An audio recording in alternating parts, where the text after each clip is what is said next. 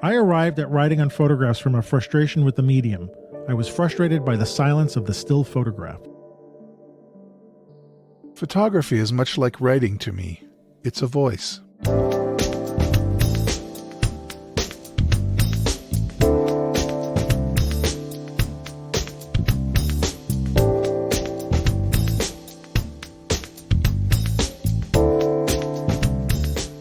Hey, welcome to the Street Shots Photography Podcast. This is Antonio. And this is Ward. And this is episode 184 for the end of May. I want to make sure I get that right. I'm like looking at my notes. It's 184 for the end of May, 2023. Yeah. The year is flying by, my friend. Please. Yeah, I know. And this week is coming up is the memorial for my wife we're doing on Sunday. Right. Coming up. And so I'm trying to get everything together for that, which is like, it's like getting together for a party. And I wasn't very good at this. Elizabeth was really good at this. I was like trying to, hopefully her essence was trying to creep in here to try to tell me, do it this way, do it that way. Make sure you have this, make sure you have that. So I spent the day Good, at least she was telling you what to do. It's not just shaking her head like, what are you doing? No. I think that's what would happen with me. Yeah. Oh, well, yeah. I'm going to be setting out like these notepads or note paper in the shape of butterflies, and got pens that have sunflowers on the end of them and butterflies on the end, and I'm going to encourage people to write notes to her, to me, memories, whatever, and then stick them onto a board. Cool. And I was trying to figure out how to do the pens, because I bought these pens with little butterflies on the end of them and sunflowers, but I was like, I don't have anything to put them in on the table. And then all of a sudden something appeared like in my mind, which is, I'm sure, Elizabeth saying, look here. And all of a sudden I found all these ball jars, the ball preserving jars. Yeah. And I had a dozen of them, which is exactly the amount that I need. And I dropped them in there, and it looked like a little bouquet. And I know she likes ball jars, and I was like, thank you. And so I have these things. But yeah, it's I'm putting together a slideshow, and I'm editing a video, and that's a bit hard. It's going through a lot of the memories of seeing her again and listening to the music and stuff like that. So it's been and this is only Monday, and it's kind of like a real test of my. Well, it's not even a test of my endurance. It's just it brings it up. So, but it's fun to look at the old pictures. It's actually, even though it makes me sad, it's a lot of fun to see a lot of old stuff, especially with her and her friends. And actually, I found a whole bunch of her negatives. Oh, I found she had 35 millimeter negatives, and I think 127. Is that correct? 127, yeah. Were those the square ones? They were square, and they didn't have square. any. Yeah, they were square. Yeah. These small square negatives. Yeah. And she also had contact sheets, so I got to skim through them. The contact sheets are color, and they're kind of fading, and the whole thing is very dusty. So I just sort of skimmed through it to see what she was doing, and I don't know if I have time to scan any of these for the memorial, but I found this. I didn't even know she had this stuff.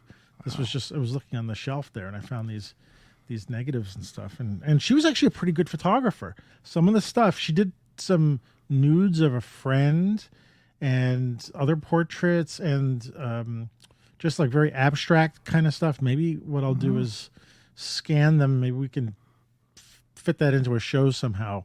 But I kind of like to show off the work, not the nudes, of course, but because I don't know who that is, and I don't want to do that, but they look nice. Like they were very well composed. Like she was really, and I didn't know this about her. I knew she liked taking pictures. I knew she did that once before, but she never showed me this stuff. And so the sort of an interesting discovery.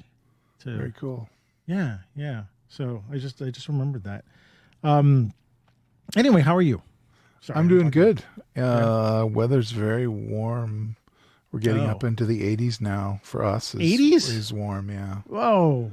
So usually that's in July and August. Here it's not even June yet, and we're getting these high temperatures. And the weather's kind of crazy. The smoke, we had issues with smoke here from the wildfires north of us. That's lessened to a great degree. And now we're kind of in the beginning of the thunderstorm and hail season. Oh, So, well, you know.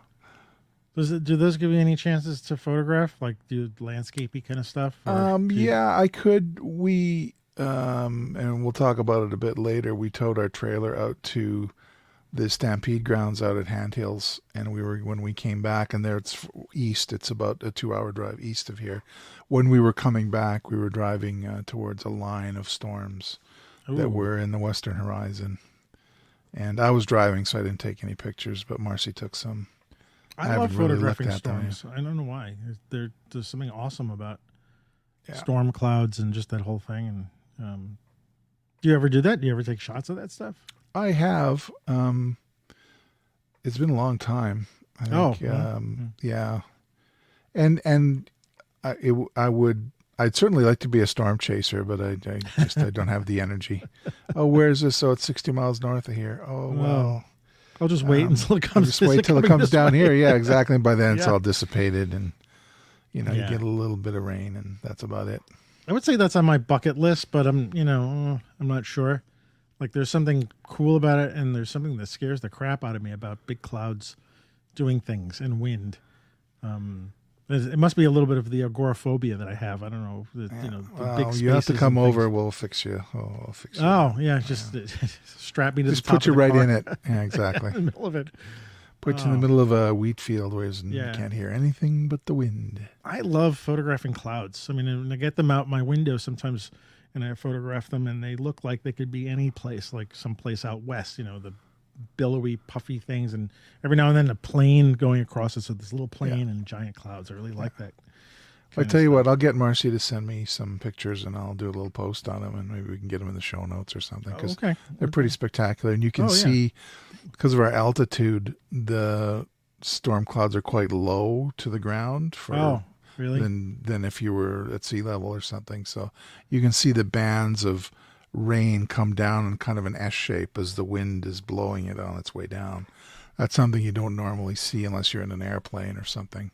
Oh, that would be cool to film. Patterns of the precipitation coming down. So that's fascinating. Yeah, I was a weather nerd when I was a teenager too. So everybody's a weather nerd. I'm trying to name all the clouds you can see. Yeah, okay. I was just going to say, we once had those clouds that looked like water dripping from the ceiling. What are they called? Mammatus clouds. Mammatus, the boob clouds. The boob clouds. Boob clouds. Every now and then I see them. I was like, ooh, does that mean we're going to get a tornado? Because I know that was something like that. But it's anyway. Like, what is your favorite cloud? Well, this week it's altocumulus. Well, cool. Well, welcome. Thanks for joining me tonight. But I wanted called and I'm here. I called and you're here. You're always here for the most part. We've been doing this on good schedules here. It's great. I think it's working out. We make a schedule and we can stick to it if we know what's going to happen, instead of rushing to go. We should do something next week, and then we know it's there. Yeah. Well, the next thing is now planning out a little further what we're going to talk about, and who we're going to have on as guests. We're doing the best we can. We're only the people we are.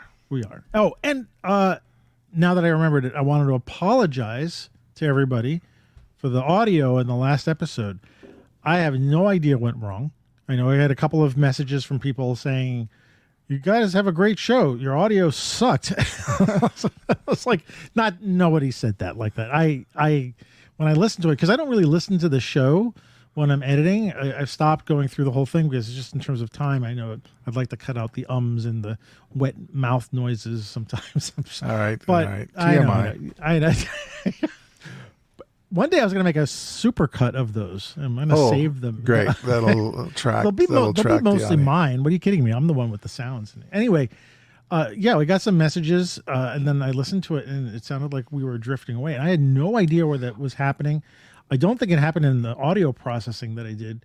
It's possible, but I don't think so, because I processed everything the same way that I always do. So anyway, I apologize for the sound. I hope people did hear the show, and I didn't want to re-record it because we got such a thing there. So hopefully, people, sweat through the bad audio. Yeah. Anyway, I'm going to make sure, I've got multiple copies going on. I'll definitely listen to this time. make sure we sound good. So anyway, we got these great mics, and we got to sound good. Yeah, they sound particularly good tonight. I don't know what it is. I think it's the firmware upgrade we did. The firmware upgrade. Yeah, I don't know if a firmware upgrade. I don't know. So I've never done a firmware upgrade on a microphone. Microphone. Yeah, it's strange. Yeah. So anyway, before we get into our main topic, I wanted to just, it's in the news everywhere. There's a million freaking YouTube videos about it.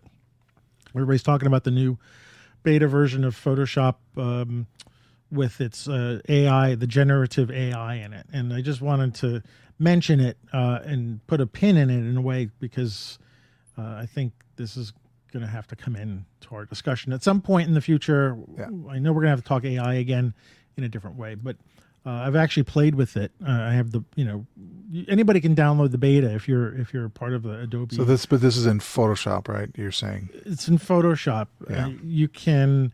But it's in Photoshop beta, not the newest release. So you have to get the beta version, which if you have Adobe Creative Cloud, you can access the beta versions. It's fun to play with them because they've got all these different technologies that are just, hey, it's great to play with. And actually, I've used some of them to restore some photos of my wife that I found, prints that I scanned, and I was using some of the not generative, this is other beta things. And it's fun to play with that to see what it's doing.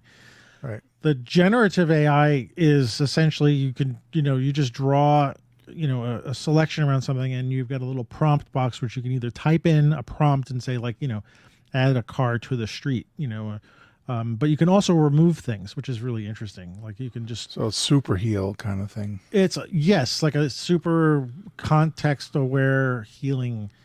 That would be or great. Phil, I should say. Contacts, Okay. Phil. Hey, Phil's a very popular guy in Photoshop. Yeah, so generative Phil. There's generative Phil. There's healing Phil. Anyway, I played. What did I do? I created a mountain. I had a mountain scene that I shot in Washington State, and I actually had it fill in the left and right portions of the picture. I extended the canvas and sort of finished the mountain because the mountain was cropped in the left and the right. And so I finished the mountain, and there's a lake in the foreground. Right. And I had it do both sides and made it sort of more of a panoramic. And, at first glance at screen res, it looked like there was no way you could tell that there was anything done to the picture. Maybe if you pixel peep, because there's issues with the resolution, I think because it's beta, so the low resolution. So if you looked at it at 100%, you might see the obvious change, but there's ways around that. But anyway, I did that, and I was like, wow. And as I was just mentioning to you offline, that I was going to say, forget Mid-Journey AI and all these other things. You really think it's that big a shift? I think so. I could be wrong. I mean, I could still kind of I know the other AIs are still in, they'll be different in a year, and you can really simulate photographs, and those are creating photographs out of nothing. Mm-hmm. Although I know you can prompt with using other photographs. Yeah. But they're still generating the imagery, even though they're being they could be prompted with other photographs. They're generating the imagery sort of from scratch or whatever they do. This is the Photoshop stuff, I'm sure, is also grabbing information from Adobe servers because you got to send it to their servers. Right. And they've set up a vow to kind of protect the artists that are. Yeah, and I don't know how that's. Oh, you mean for their stock? Yes, for their stock work. For the stock, yeah. I know they said that they're going to sort of, be able to tell people that these are AI generated pictures. I don't know how they're going to do that, and I don't know if it's going to make a difference but I don't want to get into that. It's another story. Okay, sorry. But they are starting with the pixels that are in your picture already, so they're pulling that out. Okay. I'm looking at your picture to figure out where things belong, and then adding to it. And I'm sure they're doing some other special sauce on the sides as well. And I was pretty amazed. There's a beta version. And I think because it's starting with an original image, your image perhaps, or someone else's image, and adding to it, I think that, I don't know, I'm beginning to think that that's going to be more of the issue in the future than the Mid-Journey stuff. But I'm sure they'll both be issues, and I don't want to get into that now because that's a whole nother discussion for another time, and everybody's talking about it ad nauseum. But I just wanted to mention it, though. I think it was I've been working with Photoshop for a long time. The filling part, like if you need to fill in stuff, And again, I was thinking about for restoration. It'd be interesting for doing restoration of images of old stuff, but restoration is in quotes because, it's pulling in data from someplace. Anyway, wanted to mention because I've been playing with it for the past week.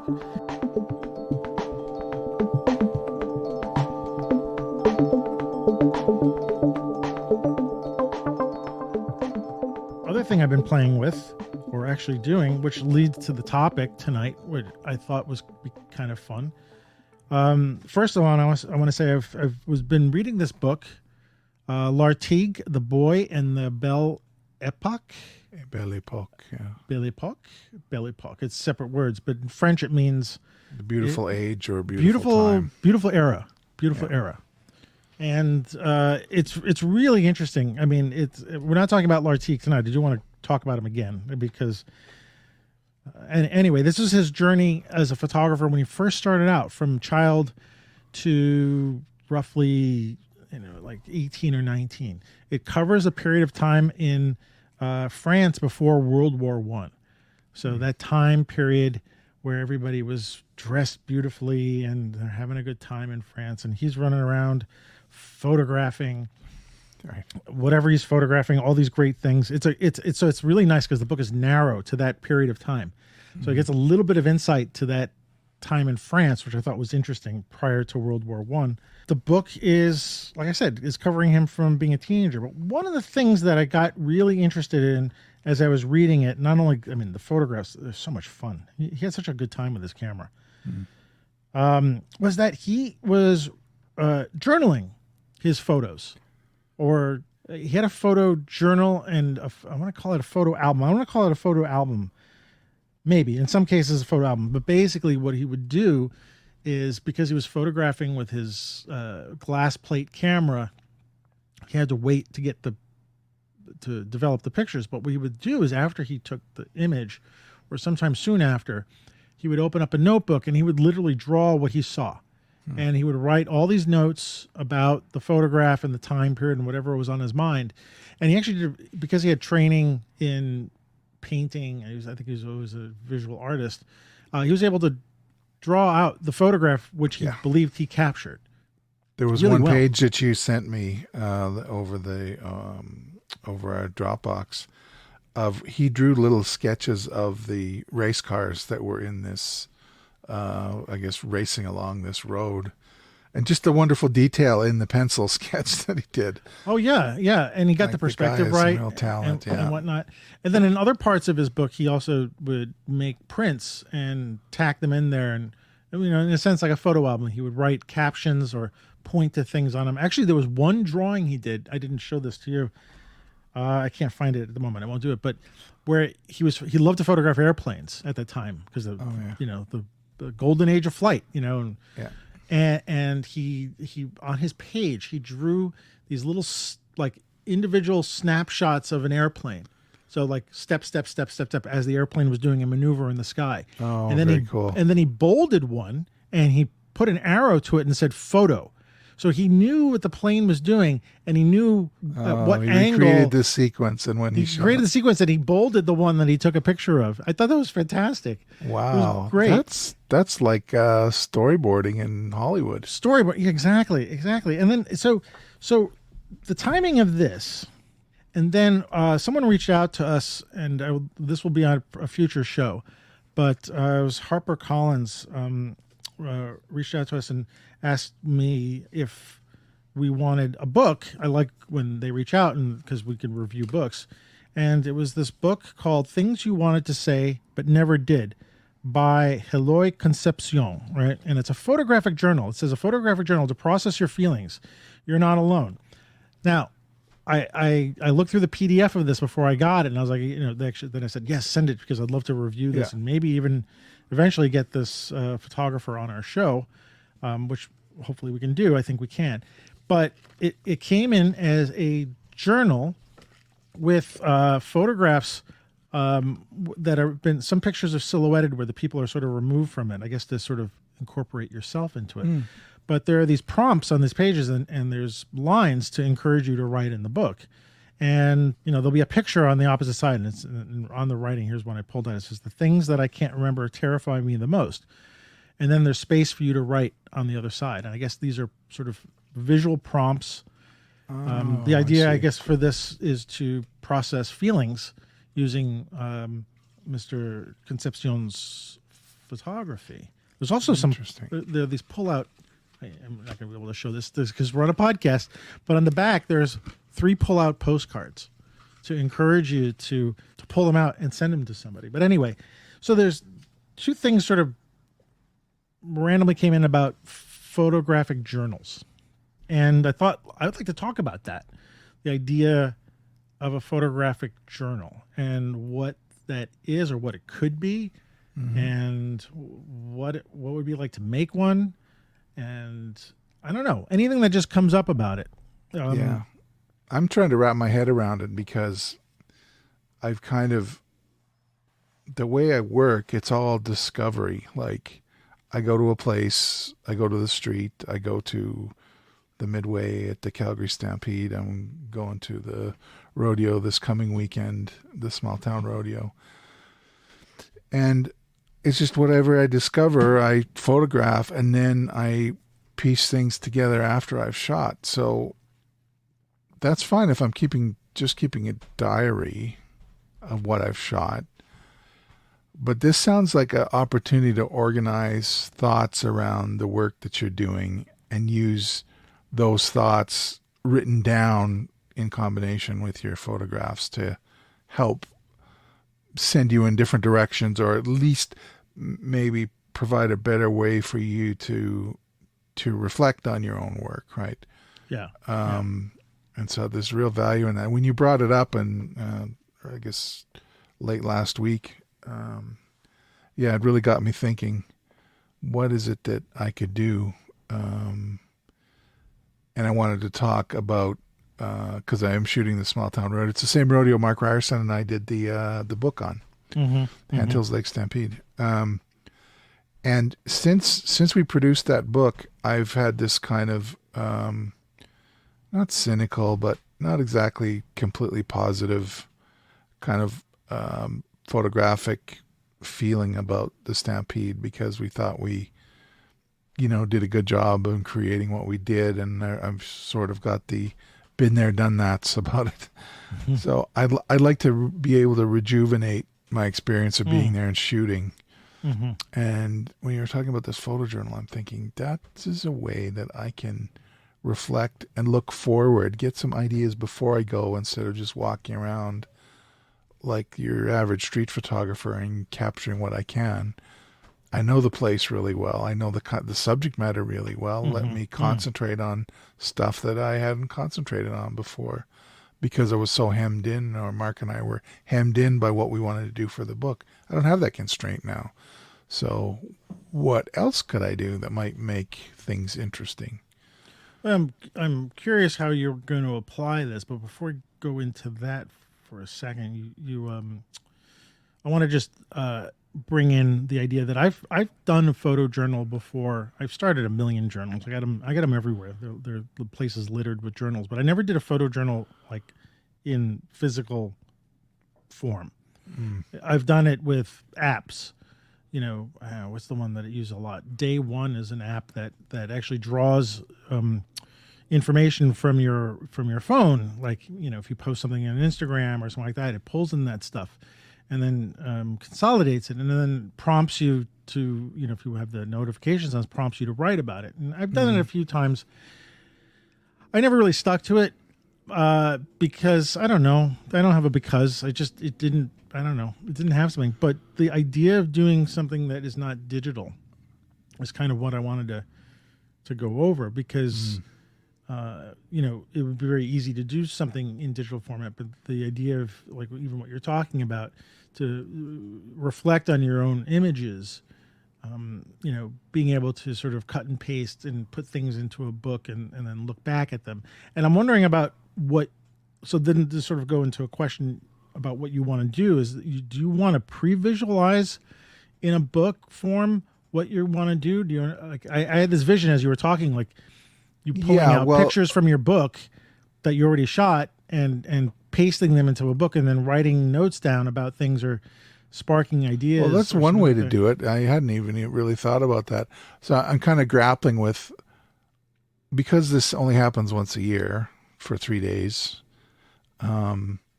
there's no time for me to have a little collection of images to reflect on and help me decide what direction I want to go.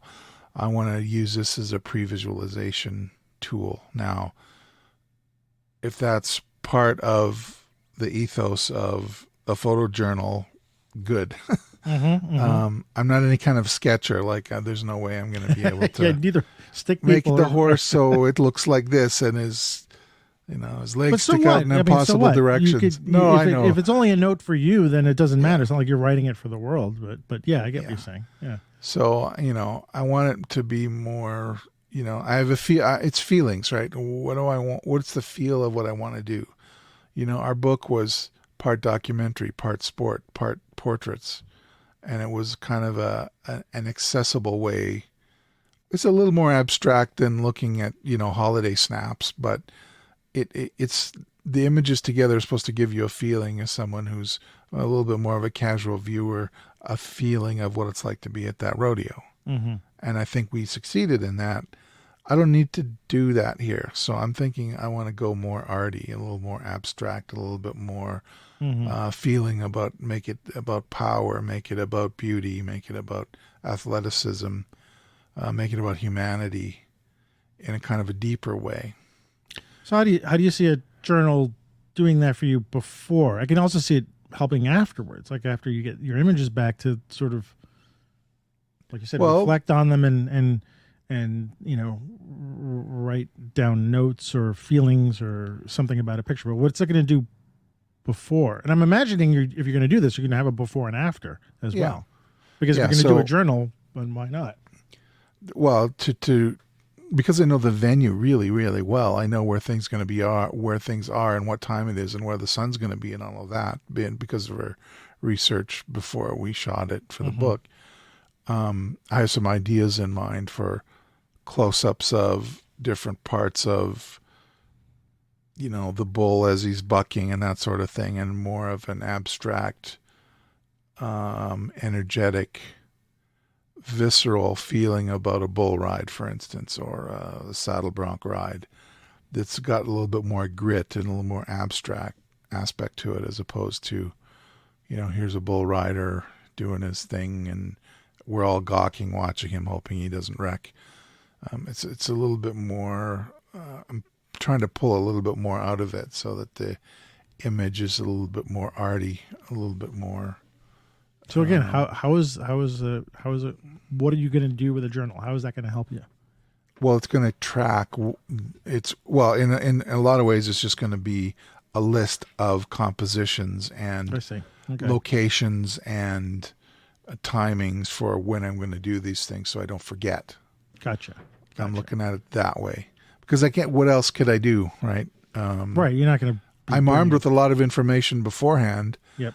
And then I can do little sketches of, here's where I want to stand here, can I get behind the chutes for this one? Oh, I got an idea for this or that or whatever. And pictures of, the boys that are standing on the edge of the chute looking after their buddy who's just gone out on a ride, and the look of concern on their face. Sometimes can be, and that's sort of the humanity part of it, I think. I'm going to try for compositions like that. Yeah. All right. Those sorts of things. I want to make it tighter. I want to make it more confined. So those are the kind of ideas that are kind of getting the juices flowing. So if I can record those in a journal, and I have 3 days to kind of catch it all, and on those 3 days, I may not capture everything I want in one day, but I have 3 to do it. So I can, I tick this one off, I tick that one off. Yeah. See, I'm picturing you taking like some of your files from your book and printing them out small, whatever kind of printer, because it doesn't matter what quality it is, just something as a reference, and then like tacking those into a book as well. And then using those as reference to the new images that you'll do, and somehow creating, I don't know, some sort of pictorial analysis of a picture knowing you and dissecting it a little bit, like even drawing on it or something like that, and then using that as a template in your mind for a similar, maybe not a similar shot, but a similar situation or something. Like an evolution of, and I'm very big on what worked and what didn't. Yeah. Going this down, and then we can distill, and maybe it could be a multi-year project, right? Here's the pictures I took in 23. I go back in 24 with my refined notes. I would be energized because I will have a purpose, a photographic purpose, to be there and to shoot. That's separate from the book, because I've been relating the rodeo so much to the book. It's, I got to get off of that. It's been. I'd be curious to see what you would write about your, the whole process too. Like, a journal can be many things. It can be a daily diary, or, just to blow off some, creative energy, keep notes, so that you don't forget them and can come back to them and stuff like that. I'm kind of thinking, like, for myself, what I really loved was the Grail diary in Indiana Jones and the Holy Grail. Did you remember that his father, Sean Connery? Oh yeah, with all Sean the Connery different had a pictures Grail diary, and in fact, there's actually a big business in creating prop diaries that are reproductions that have the of little leather tie on it. Yeah, but even with the pages reproduced in it. And what I loved about that in the movie was, Indiana Jones opened it up and was flipping through it, and his father, Henry Jones, had, cut out illustrations and did drawings and, notes and the maps and stuff like that, like a journal. It wasn't just today I did this, today I did it. It was just a recording of things. And I think he said in the movie, Indiana Jones asks him, don't you remember such and such? And Sean Connery says, I don't have to remember. That's why I have the diary. I put it in there so I don't have to remember. Yeah. And I like that idea of, like, sort of a well-worn book where you stick things into it and write things down. Now, with Lartigue's thing was really interesting, because I don't know if he was pre-visualizing. Not all of his diaries are in here, but he certainly was, like, remembering what he photographed and then writing about it. And I like sort of that combination. I said I started, like, writing diaries, like, and I still have them now and then. I don't never get into them, but this, all of a sudden, the idea popped in my head after seeing these books in front of me about, well, it'd be kind of fun to do it on my own with photos too, and words. I'm not so successful with just the word part. And so, I went out, and this is me doing the getting very enthusiastic. And so I got a Moleskine, however you pronounce this, Moleskine with an E book. And I ended up buying one of these little, what is this? An HP Sprocket printer. It's a 2x3 cordless printer, and it creates 2x3 prints, teeny tiny ones that are stickers, and you can stick them in the book. And that's a great idea. It is. And so, I know what I was going to say. So, I just produced the zine of the pictures in my neighborhood, 11218.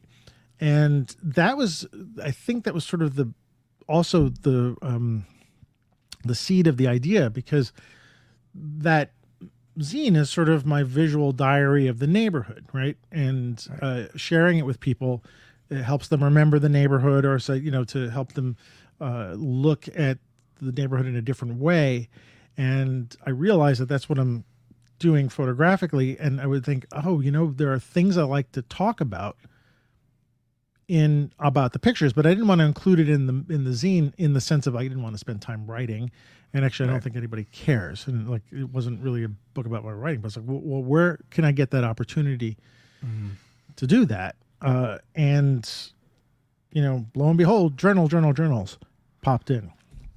So that's my idea, is to start this. And like I said, I didn't want to do it electronically. Like, I've done it electronically, but it's, I don't know.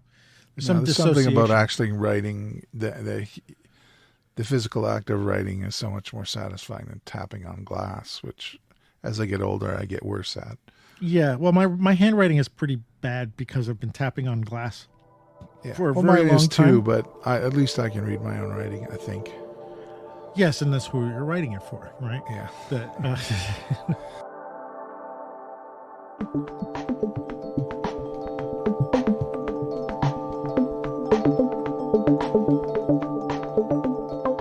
The thing that I might be tripping over is, from our walking together in Manhattan, I don't like to talk when I'm shooting. I don't like to think in words. I'm trying to see. Now, I had done like some fashion and some arty, modelly kind of stuff in my 20s, and I did record. I did create a posing guide for that work, Really? so I can do that. Yeah, it's in. I think it's in with my negatives. Did you draw out the figures or no? I just said I just see. sit this way, toes facing west, down flat on the floor, arms around the knees, head down. Light coming from the top right or top left, whatever. So it was just like a natural language guide of where things needed to be, and I didn't think to draw. It was kind of interesting that I think felt that I wasn't good enough an artist or whatever, however you want to put it. So I can do a posing guide. So in a lot of ways, this is going to be similar to that. It's going to be kind of it's going to start out as a dry listing of things. And in some of the material that you sent me, it's all very poetic or a lot of it is very poetic. There's an image and it's sort of like, think of myself in this blank space and, be grateful that whatever. And I don't have those feelings or thoughts even when I'm producing the images. So it will be different. It will be kind of a cold accounting of what it is that I'm doing. And if I am successful with my idea of making this more arty or more interesting coming from a different angle than street, I'll be really happy. And maybe some of those kinds of feelings and expressions will come to me. Maybe. Yeah. As you were saying that, I'm thinking like that idea of plopping in one of my pictures onto a page and staring at it and just being able to either come up with something to say about it or draw about it. I'm not a good drawer either, but even just like doodle or that free form, what is it? Bright brain kind of. Yeah. That's actually the thing I wanted to mention was that, when I think about the difference between electronic journaling and doing it in paper is almost a right left brain kind of thing. And if anybody's going to journal and they want to journal electronically, which I've done as well, I'm not putting it down at all. I just wonder, like you said, there is something about physically doing something, having something in your hands and expressing. We all sort of grew up drawing with crayons, really sketchy images, which is actually, they were quite beautiful if you actually look back at your old work, because we were more not concerned with the way things looked. And to be able to approach a journal in that way, I mean, there's the analytical part too, which I was also saying, like, the journal can be anything and it can contain anything. It doesn't have to be one thing. Like I was even thinking, one of the things I tell my students is like, you knew this when you were doing our photography and film days, we had no way of recording the metadata, as it were. You'd have to actually write it down someplace and then compare it to your negatives, right? Yeah. Or even things like a depth of field scale, right? Which most lenses don't have these days. And this idea of like taking your camera and photographing things and recording on a piece of paper, eventually maybe even dropping in the pictures, printing them out and putting them in, and like, coming up with a depth of field scale for each lens that you do. I mean, that's sort of the analytical part, but there's also the creative, look at what the camera, this lens can do for me. And you have it there. But this idea of a free form expression to work with imagery and part of me also thinks like it's a scrapbook as well, I pulled out this picture and I can't remember this photographer. Do you know who that is? It's a picture of two people. P. Horst, is it? No, it's not a Horst. I can't remember the photographer's name. I'm sorry.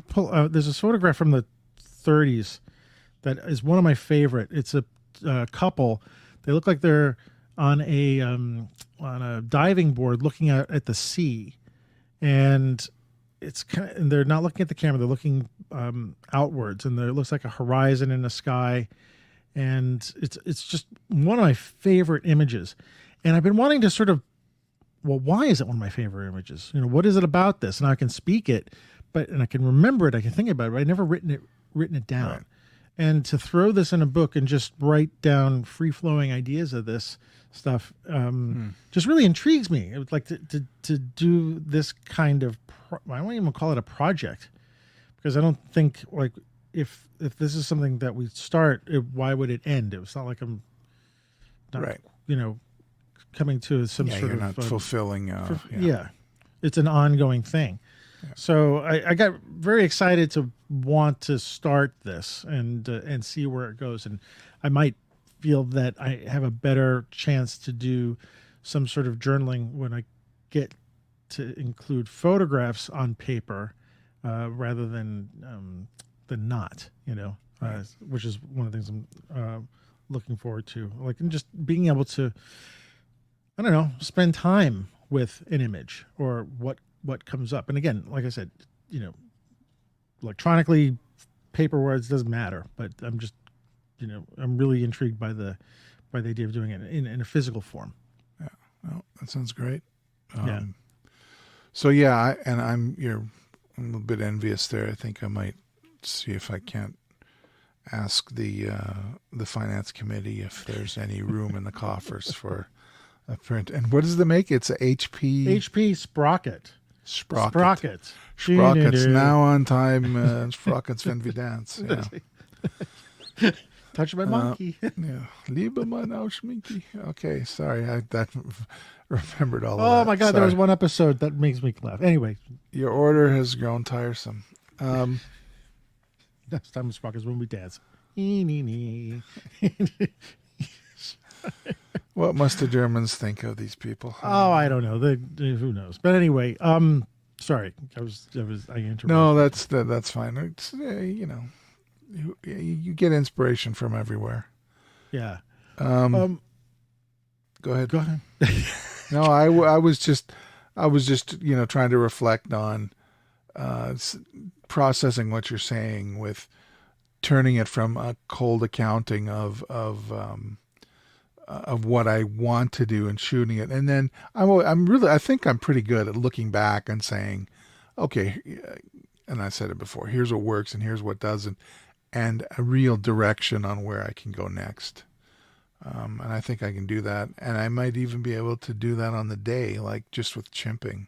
Mm-hmm. Okay, this direction is not going to go. And I mentioned that way back when I made my trip in the blog post I put up for the Unusual Collective on my trip to Mexico. If things are not going well, don't, if you have an idea of what it is you want to shoot and it's not working, you can do a course correction. I mean, you're still there. And if you want to come out of a trip with some kind of images that are going to work for you and that speak to you and speak to others too, but really it's all about you. Yeah. Creating the images. Yeah. Oh, and one thing I was going to say, you're talking about negatives.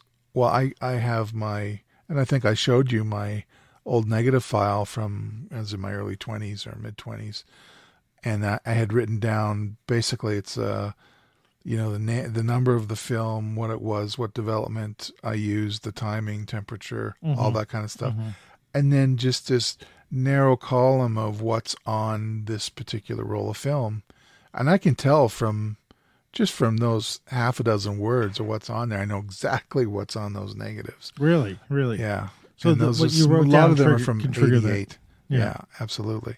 Because I spent time with them printing them, and then the frustration of, UX underexposed, OX overexposed, or I'd write grrr, disappointed myself with the way I exposed it. And so that was one reason why I stuck with T-Max 400, because it seemed to tolerate underexposure quite a bit better than Tri-X. People love Tri-X, but I think I just missed that generation. As you're saying that, thinking like with me and Fuji cameras, I've got all these different film simulations in them, and there's the internal reasons why I like this or why I like that version. But I never thought about like even writing down what it is I like about those things. Like it spins around in my head and I know it, but to spend some time writing it down, what it is about these colors that I resonate with and with the subject matter. Again, maybe another opportunity to be able to write that to a journal. But the other thing that you said before about being able to go and reflect on it, you do that well anyway. It's one of the things I don't do very often is go back and reflect on my own photographs, even though I want to. And I do sometimes, but not as a sort of a way to learn or move forward or whatever it is I would want to gain from reflection. I sort of tend to look back at the things and say, oh, that's interesting. But to actually sit there and spend time with it and a journal seems to give that opportunity, not for every picture, but for certain kinds of photographs that have some meaning in whatever way that I want it to have meaning. Right.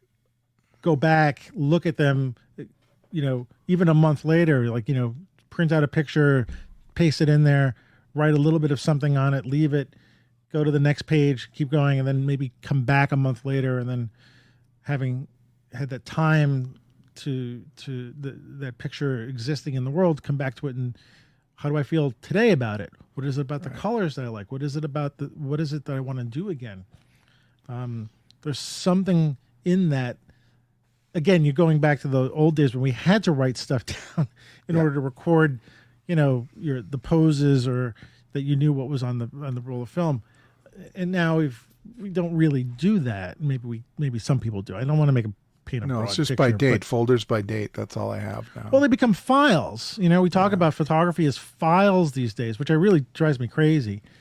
They're not files. I mean, that's what in some technical way that they're called that, but you're right. We've turned them into these things. And how do we get that back? How do we get back the tangibleness of photography? And we talk about printing books and zines and making prints and getting everything into the real world. Journaling is like that. I want to go back to Lartigue again for a moment, because one of the other things that came in the book was something that they did back then when they had these were the box brownies that they were using, and they would get the prints back, and occasionally people as a family gathering would get together on a weekend or a Sunday, and they would put the pictures that they got into an album, but they would do it together as a community family experience. Whereas and I thought about that in relationship to a journal. I mean, a journal I know is a very personal thing, and not necessarily thinking about like sitting down with somebody and pasting things in my book. But is one part about that I was like, wow, we don't do that anymore.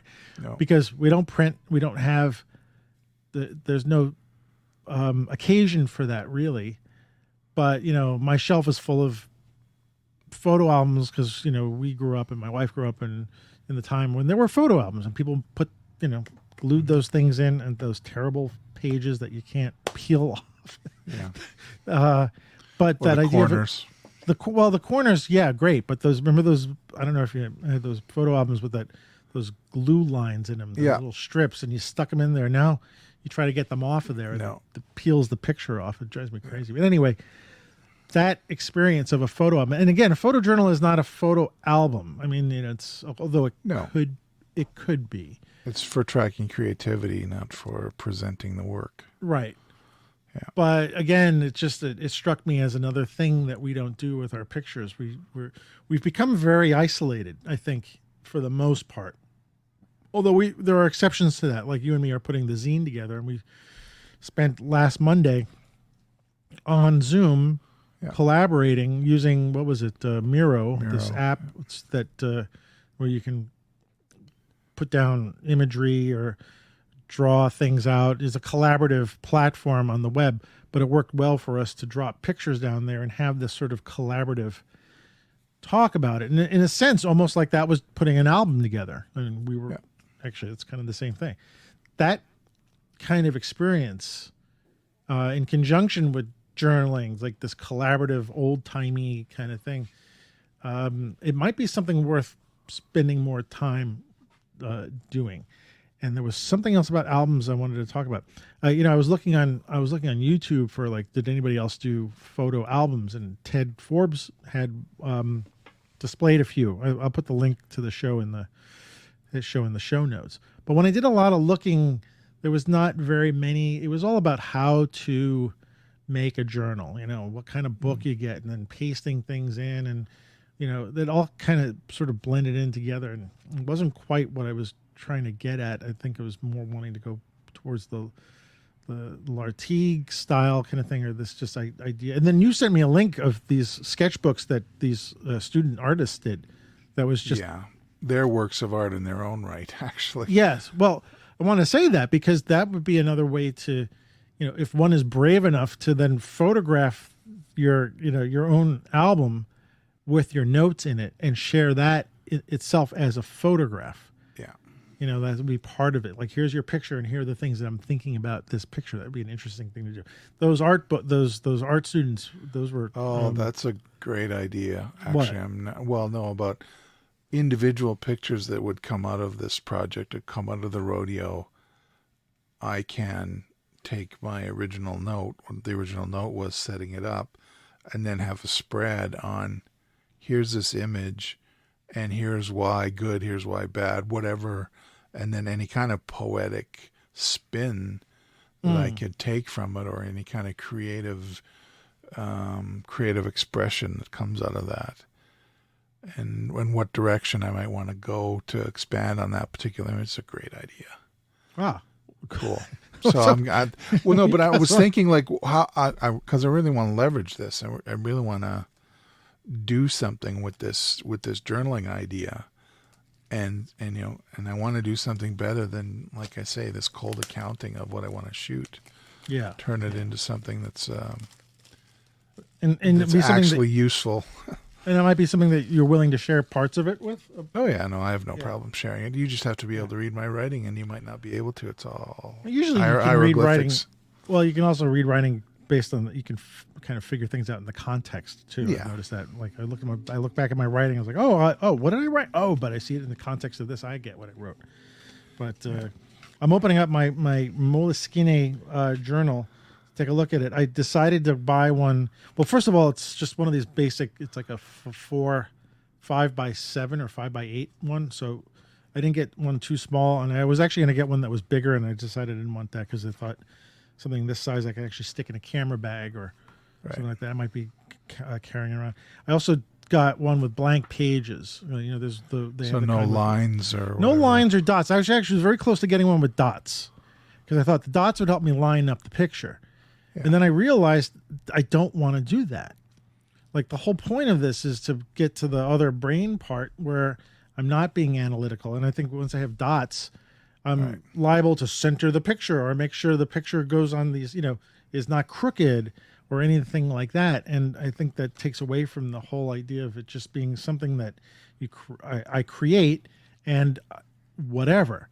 If it's crooked, it's crooked. It doesn't matter. This is not about display of pictures. It's about coming up with ideas and feelings and thoughts and whatnot. So I will say that it was kind of a gimmicky thing to buy this little printer. I figured there were probably other ways I could print. I mean, I do have a big, Epson printer. I could probably get to print those on those, but I didn't want to spend the money on those things because it's expensive to run that. Well, we've got an HP printer that, I can just put a bunch of images of what I shot into like a contact sheet looking thing and print it and cut them and stick them in the album. Yeah. That would be a great idea. And, even as you're saying that, people used to put notes on contact sheets. Yeah. The grease pencil. Oh, the grease pencil. I had a red one and a black one. I had a red one. I had a yellow one, which I used. For those people who don't know what a grease pencil is, I don't know what it was made out of, but it was this very cosmetic material. Cosmetic material, which you could write on all kinds of surfaces with. It was almost like a crayon on steroids.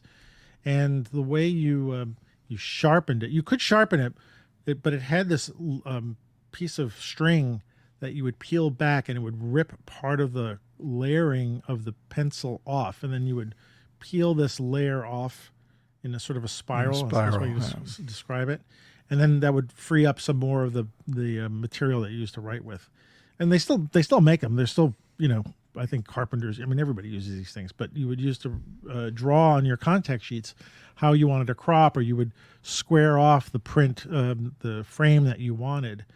And every now and then you'll see sometimes shows of photographers who will display their contact prints.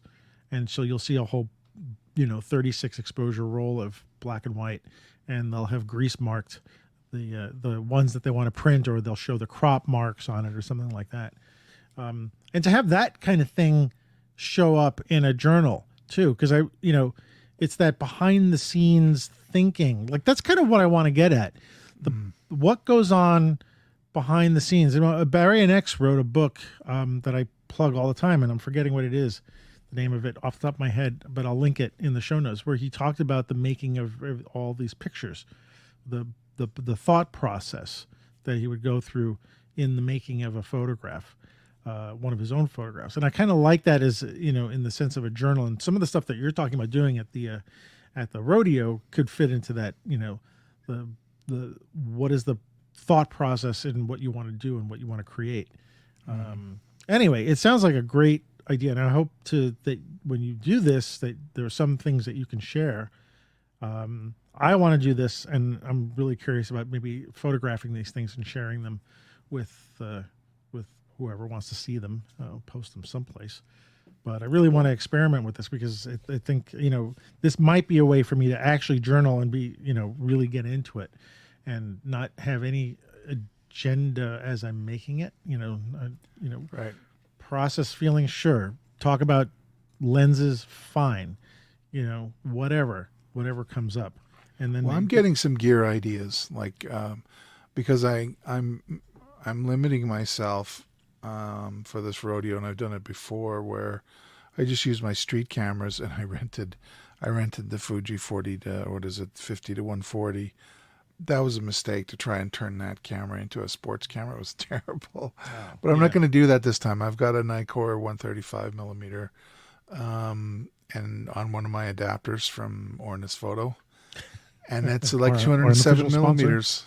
Yeah, exactly. It's the equivalent. It's a 2.8 lens, so it would be like a 207 millimeter f4 kind of feeling, and that would be the long end of what I would normally use for a telephoto. And because the street camera is so slow in comparison to my old Canon 7D, which is what I shot the rodeo with for the book, I have to be very careful and pick my marks, pick exactly the composition I want. And if it's during bucking bronc, you know what? I'm up for it. I can. Like I said, the frequency of a bucking bronco is once per second, so it's not like watching a train go by at 150 miles an hour. It's right there, and it's moving. It's an organic thing, and you can do your best to capture it. And the manual focus part kind of appeals to me too, because that's what I used to do. So there's a bit of heritage there, and just trying to limit myself and make it hard, make it difficult. Try and sing higher notes. Oh, yeah, exactly. Sorry. E flat. Are you gonna, when you go to this, are you going to, now that you're thinking about it, bring the journal with you, or is something that you're gonna? Oh yeah, I'd have to, because I would do as many notes as I could before I go, and then on the day shooting. Yeah. What I captured, and a feeling about it, and trying to leave space on the page for an image that would go in, stick on later. And would you scrapbook with this too? Yeah, absolutely. Like put other kind of images in it or things like that that you want to sort of remember. Yeah, it's okay. So we'll do a follow up maybe in a little while. Okay. See how far we get with this this thing that we want to both do. and we're both doing it in very different ways, I think. So I'll be very curious about that. So yeah, and with any creative pursuit, to horribly paraphrase Ed Harris in Apollo 13, failure is an option. If it doesn't work, it doesn't work. It doesn't work. It doesn't work. Right? Yeah. But that's not the point. The point is the pursuit of it. Yeah. And I think it's an interesting and different way to, keep my interest up. I really haven't done much shooting at all since I came back from New York. Done some other speed skating and some other things, but nothing really that kind of nourishes the creative soul. And so the more I'm thinking and we're talking about this, the more excited I am about taking this on. And I also, I must have mentioned this ad nauseum on this show and previous shows, but this idea of going back and reflecting on my own work, which I know you do and I don't, and thinking maybe this is one of the ways I can see what happens when I do, and like what are the benefits for me to go back and look at work, or even like I've written journals and I haven't looked at them, like even my written ones I haven't gone back and looked at, which I think I don't know what the point of a written journal is just to get something out, maybe not necessarily go back and look at it, but it's always interesting to go back and see the progress, if there's, or to see a progress or a sort of line from where you started to where you're at the moment. And I want to give that a shot. So yeah. Okay. Well, we'll check in a couple of months, I think, where we go at, and that being said, to segue into this, since it seems like we wrapped the thing, I'd like to hear what people who are listening to the show think about photojournaling. And it's funny. But Antonio, how could they possibly do that? How could they possibly do that? Well, I found a cool service where you guys, our audience, you lovely people out there, can actually call in and leave us a message. And first I'll give you the address. It's SpeakPipe, SpeakPipe.com/streetshots. So SpeakPipe.com/streetshots. You can go to that website from your phone, from your desktop, wherever. You click on it and you can leave us a 90-second voicemail. And the reason it's 90 seconds is because I got the free version of this. So whatever you can say it in 90 seconds. If not, you can always leave a second message. But I would love to hear, I think we'd both love to hear from you guys, all the listeners, about if you guys have a photo journal or what you would like to see in a photo journal, or if you just have questions that maybe we could throw into our next show and answer, and have a question and answer period with you, the audience actually asking us something. So we're building on this. I think it's kind of cool. What do you think, Ward? I think it's a great idea, and it's a way to I'm hoping a low friction way to interact with our audience, which, we do get comments to our posts, and there are one or two sentences. They're like, I like this part, I like that part, kind of thing, or not. This is a way for us to, we're in a verbal medium. It would be great to use a verbal medium to hear from our audience. So yeah, I'm really looking forward to it. And being able to interact.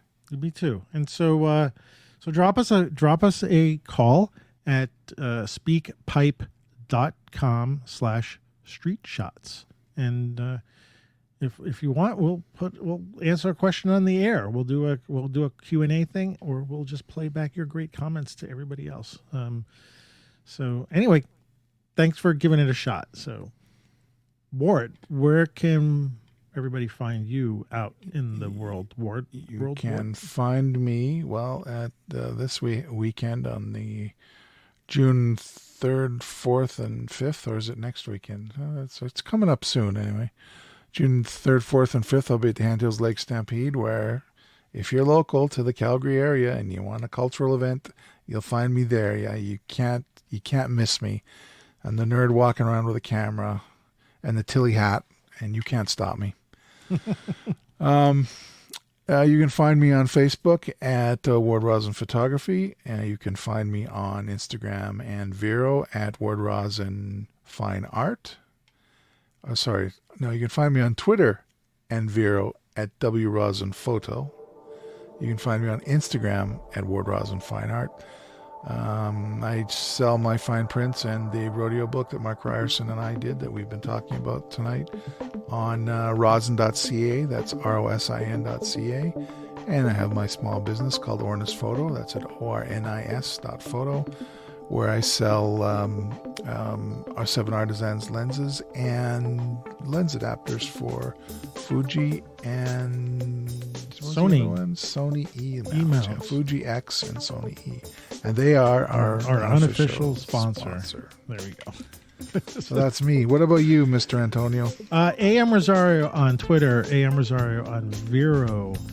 No Instagram, but you can see me at AM Rosario. Just don't follow me because I don't want you to get hacked. Rosario Photo on Facebook and amrosario.com for my website. And what else? I don't want to list the education site yet because I want to talk about that more, but probably next time it's up and running. But I'll post that next time. And other than that, that's it. Those are the things that's where you can find me.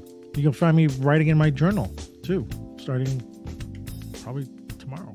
And we're working on a zine, so maybe. And we're working on a zine. Yeah, we'll put that out too. Yeah, and I already have a zine out, but that's for another time. So anyway, thanks for joining me tonight, Ward. Always a pleasure, my friend.